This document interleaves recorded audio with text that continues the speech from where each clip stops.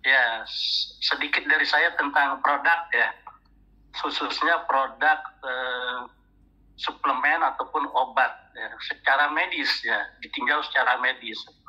Nah, kalau kita melihat secara medis baik itu suplemen ataupun obat, ada 3 hal yang kita teliti dan ini udah menjadi standar ya.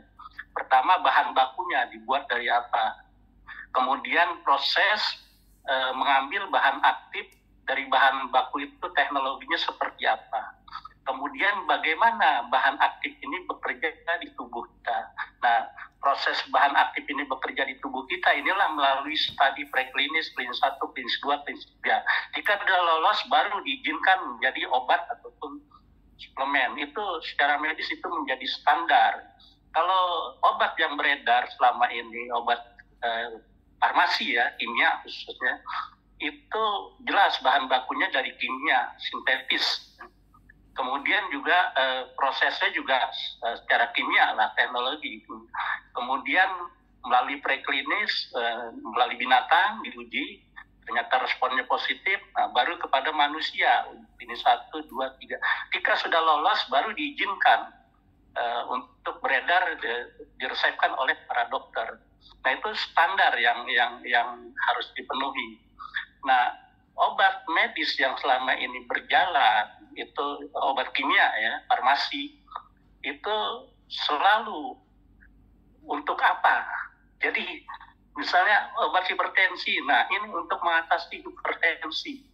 Obat diabetes, ini untuk mengatasi diabetes. Nah, menurunkan gula darah, tensi, menurunkan tensi. Jadi cara bekerja obat itu secara medis mengatasi masalah langsung di situ. Nah, nggak sampai ke faktor penyebab. Inilah kelemahan obat-obat yang secara medis masih ada kelemahan. Begitu juga yang kanker ya, kanker ada stadium 1, operasi, kemudian juga stadium 2 ada kemoterapi. Nah, itu membunuh sel kanker. Kemudian sel normal juga terganggu juga. Itu ada kelemahan. Dan obat medis itu spesifik. Misalnya untuk diare ada untuk diare, diabetes ada untuk diare. Tapi untuk masalah yang lain, obatnya lain lagi. Nah, ini teman-teman sensorian ya. Jadi obat itu kalau kita ada misalnya ada emah, ada batuk pilek, ada diare. Nah, obatnya macam-macam, untuk diare lain, untuk batuk pilek lain, untuk emahnya lain. Nah, jadi karena setiap obat fungsinya jelas secara kimiawi, biomolekuler, dia mengatasi itu. Seperti hipertensi. Nah, mungkin terjadi vasokonstriksi pembuluh darah, penyempitan. Nah, ada yang untuk melebarkan pembuluh darah obatnya. Jadi tensinya bisa turun. Atau ada yang membuang air urin ya. Jadi turun juga. Nah, itu cara kerjanya spesifik seperti itu. Ini kelemahan obat medis yang saya kebetulan di medis, concern di situ. Jadi dan kelemahan lain selain tadi keterbatasan fungsi dari satu obat, kelemahan lain itu ada efek samping. Jadi kalau orang yang punya hipertensi atau orang yang nggak ada hipertensi nggak boleh minum obat hipertensi. Itu juga obat diabetes. Orang yang nggak ada diabetes nggak boleh minum obat diabetes karena nanti drop. Nah, ini jadi keterbatasan. Bukan hanya obat, suplemen juga seperti itu. Jadi dibatasi. Karena ini bahan kimia yang masuk ke tubuh kita itu yang nggak boleh sembarangan. Nah, itu keterbatasan obat farmasi yang selama ini beredar ya, dan juga diresepkan oleh para dokter. Dokter sangat teliti meresepkan suatu obat. Kalau nggak ada manfaat ataupun nggak akan diresepkan. Karena itu sangat ketat di jalur medis ini untuk menjadi obat medis. Jadi melalui uji klinis segala macam, setelah aman baru. Dan setelah aman bukan terus-menerus, dipantau jangka panjangnya. Mungkin teman-teman suka melihat atau mendengar ada berita, tahu-tahu udah beredar lama obat, tahu-tahu ditarik lagi. Karena jangka panjangnya ternyata menimbulkan efek negatif juga untuk kesehatan. Nah, akhirnya ditarik. Ada yang seperti itu. Jadi inilah kelemahan obat kimia kita. Fungsinya terbatas, hanya mengatasi masalah yang ditimbulkan dengan tes biomolekuler, bagaimana kerja secara kimia. Jadi kalau di farmasi itu ada farmakokinetik, ada farmakodinamik. Nah, farmakokinetik ini dia bagaimana bekerja dia obat itu mengatasi keluhan ataupun masalah.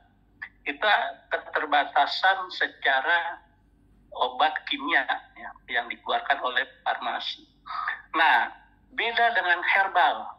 Kita tahu suplemen herbal maupun obat herbal itu udah ratusan tahun ya beredar di masyarakat, di India, di Cina, termasuk di Indonesia. Kita dulu nenek moyang kita menggunakan obat-obat herbal, jamuan udah beredar puluhan tahun yang lalu ya.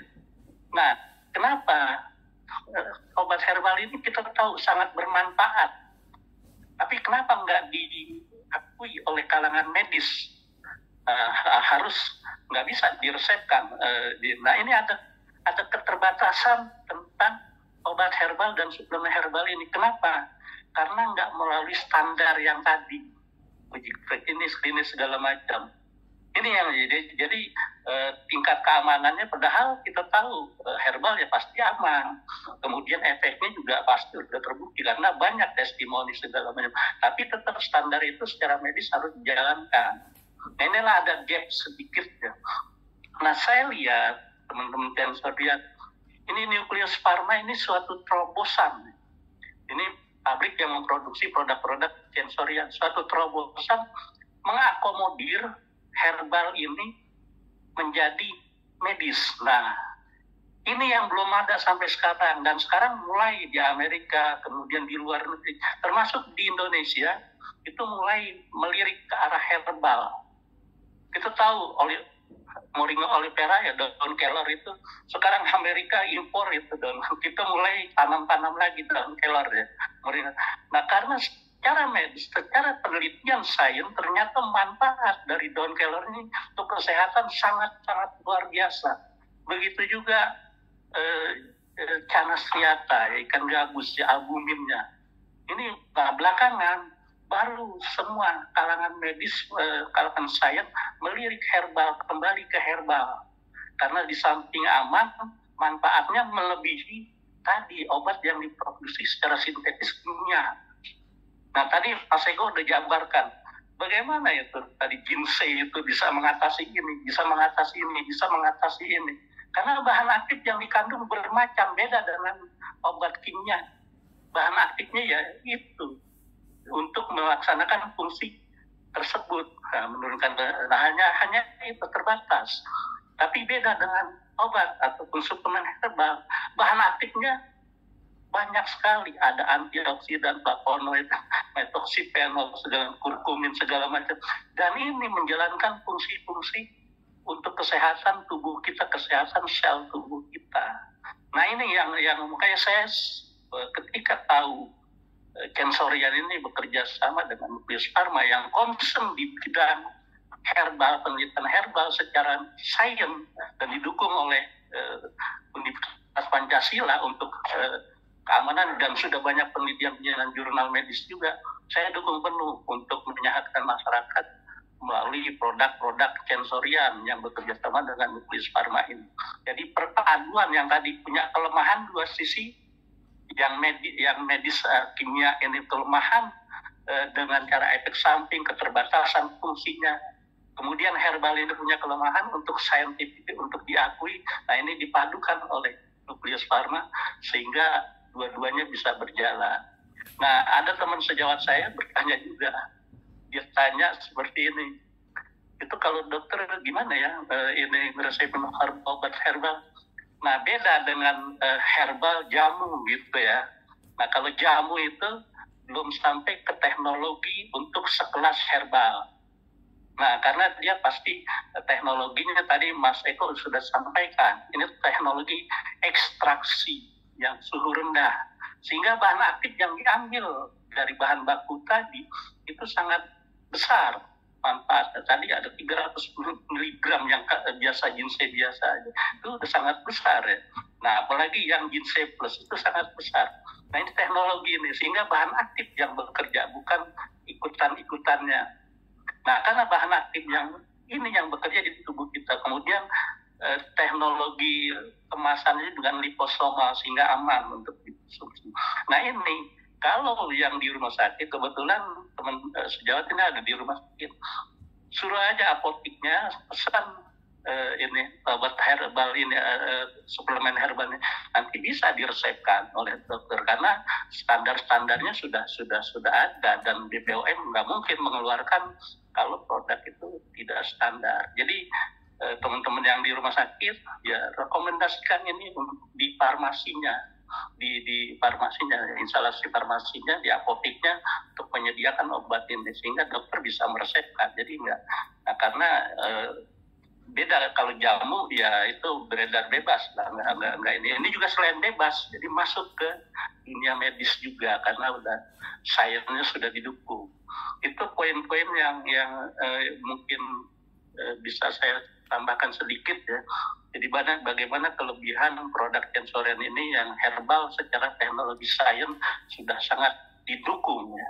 Nah, mungkin ke depan juga akan berkembang lagi produk-produk yang lain. Tapi saya lihat bahan bakunya itu memang secara sains, baik itu di jurnal sudah, ya sekarang kita mudah sekali di Google ya cari aja langsung akan muncul itu. Di PubMed segala macam itu, Tripang Mas segala macam itu sudah banyak penelitiannya, fungsi-fungsinya.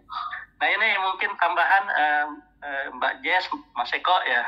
Jadi kelebihan dari produk Sensorian itu produk herbal yang didukung secara saintifik, yang didukung oleh medis. Kayak Dr. Mo meneliti juga ginseng plus ini di pasien-pasien dan terbukti dan sudah masuk ke jurnal-jurnal medis yang diakui internasional juga ya. Itu mungkin tambahan dari saya, kebanyakan nanti kemalaman. Terima kasih Dr.